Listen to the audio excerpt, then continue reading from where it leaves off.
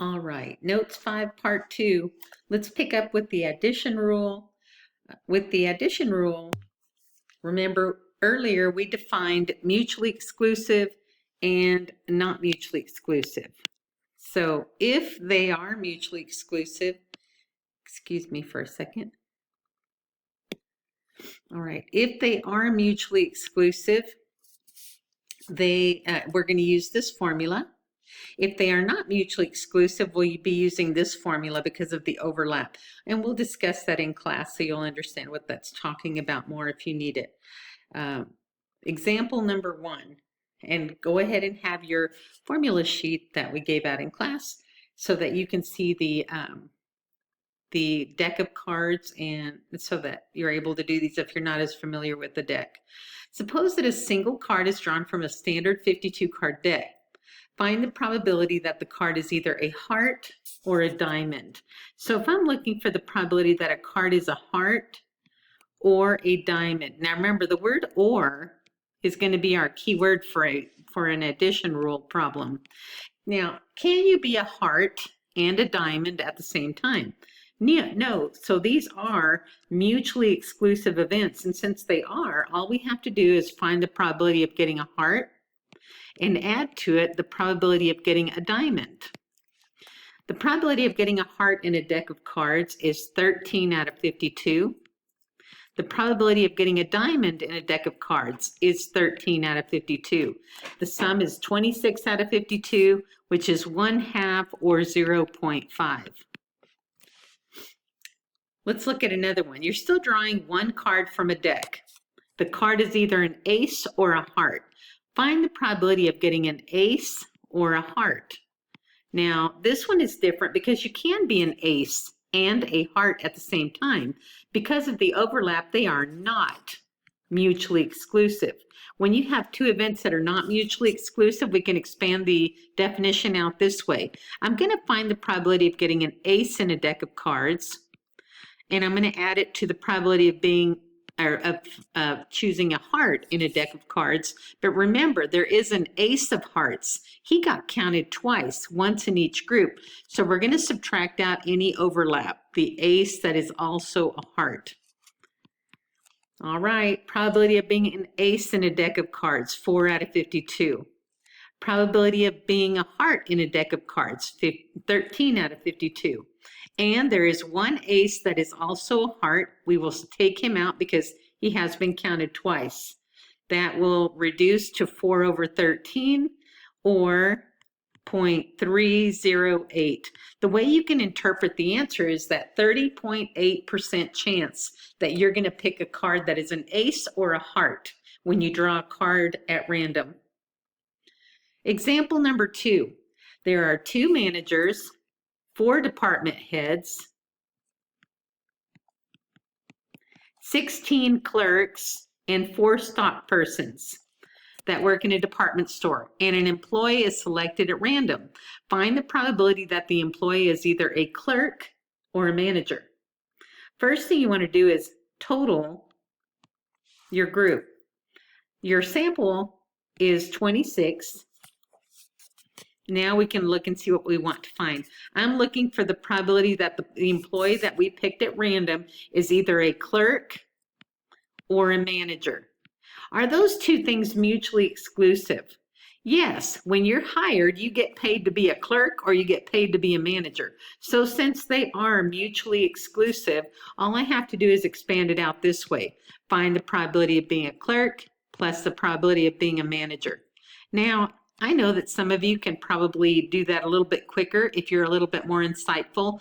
I like to build the formulas for anybody who doesn't see it that way. There's nothing wrong with it.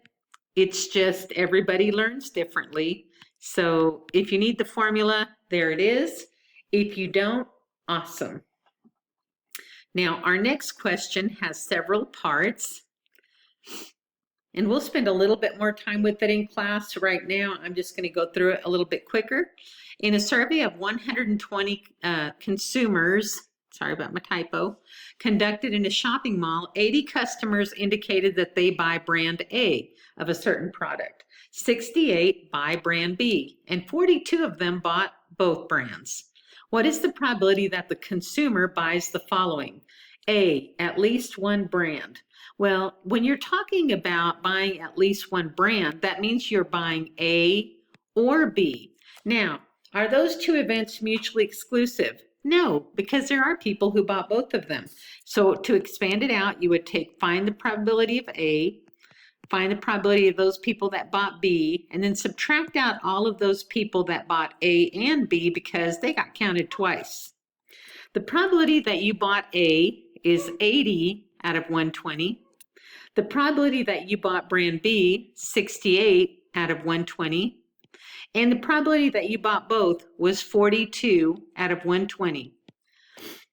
I end up getting 106 out of 120. So right now we know that 106 people bought something. They bought A or B. That's going to be important in the next few questions. But I'm going to go ahead and write down the decimal version of the answer. You have of these 120 people, the probability that a customer buys something A or B is 0.883 or 88.3% chance that they bought either A or B. Part B, they bought exactly one brand. Okay, use what we know. If they bought exactly one brand, well, we know that 106 people bought something, don't we? That was from earlier.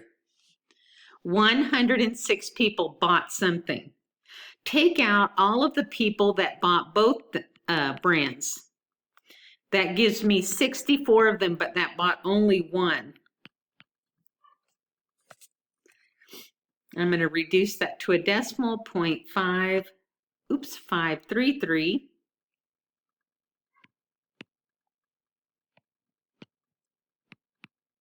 And remember, these 64 people bought exactly one brand.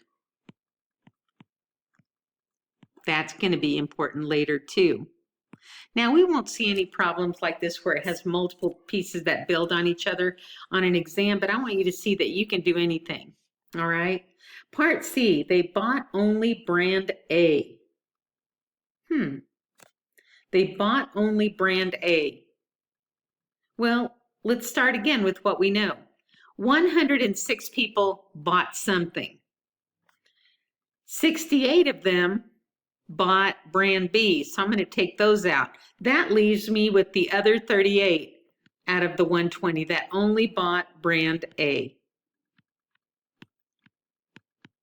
And again, we'll spend a little bit more time on it in class, but these are the people that only bought brand A.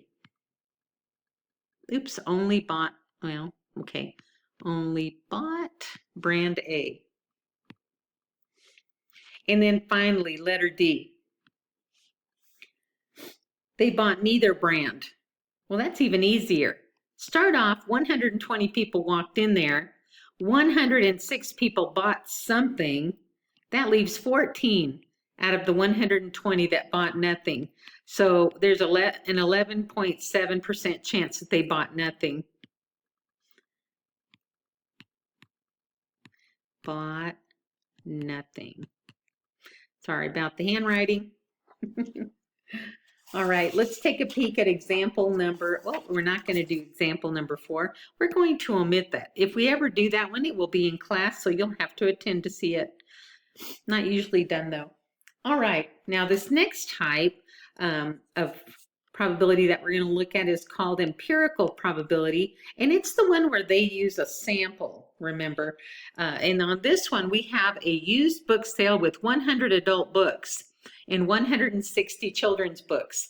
There are 70 nonfiction, adult nonfiction books and 60 children's fiction, nonfiction books shown in the table. Now, they don't always give us the table, but we would be able to figure this out with or without the table. And I'll show you how to do that in class. For right now, if there are a total of 100 adult books and 70 are nonfiction, 30 are fiction. If there are 160 total children's books and 60 of them are nonfiction, that means that 100 of them are fiction. That means that there are a total of 130 fiction books, 130 nonfiction books, and 260 books total at the sale. Now, let's go through the questions. You have the table up there on your notes. And if you don't, write it down. Back up the video and write the little table down. Find the probability that the book is a fiction book. Well, we already know that the total number of fiction books was 130 over 260, so 0.5. Part B. Find the probability that the book is not a children's nonfiction. Children's nonfiction, not a children's, so that's the complement. Remember, the easiest way to find the complement of an event is to take 1 minus the probability of the original event. So if I'm looking for the probability that it is not a children's nonfiction, I'm going to find all of the children's nonfiction and subtract that from 1, because I know that the total sample space has to equal 1. So let's see, children's nonfiction, that is 60 out of 260. So we're going to get 200 over 260, which cleans up to be 0.769. Next one. Oh, sorry about that. Find the probability that the book is either an adult book or children's nonfiction. Find the probability that it is an adult book or children's nonfiction. All right, are those two things mutually exclusive or not? And the reason that I'm asking that question is because of this word right here. When you see an or, that is an addition problem. So because these are mutually exclusive, it can't be an adult book and a children's book at the same time. So we're going to find the probability that it is an adult book, add to it the probability of being a children's nonfiction book. And again, I write a lot of stuff out. Some of these you can do just logically. You do what you need to do to get these solved. An adult book, they're 100 out of 260. Children's nonfiction books, they're only 60 out of 260 for a total of 160 over 260. My decimal answer, 0.615. I'll see you in the next video.